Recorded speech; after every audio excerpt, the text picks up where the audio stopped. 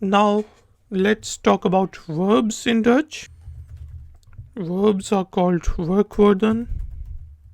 So a work word can be luisteren.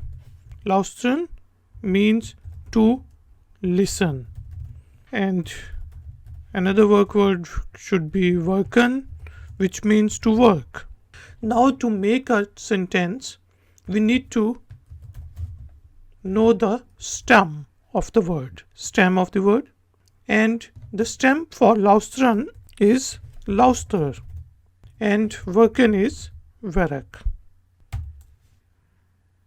Now with different person form, we use a different form of stem. For example, also in English we say I work, you work, he works, she works, you work, they work, and we work. In Dutch we will say ik werk. Jij of je, which is you, werkt, you work in present form, tegenwoordig form. U is for respect, u werkt. Hij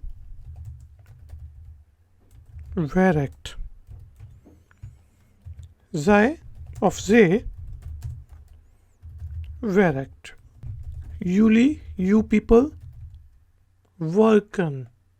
They werken, they people or they werken. And we of wij werken. So please note that with you and ye we add t at the end of the stem, which is werk. With u for respect, we add t. For he, we add t. For she, they and they, we add et as only t. And with Yuli, we add en, werken. With they, we use en form, werken. And with e, we use en form. And these werk, werkt, werkt, werkt, these are called the persoonsvorm. Persoonsvorm.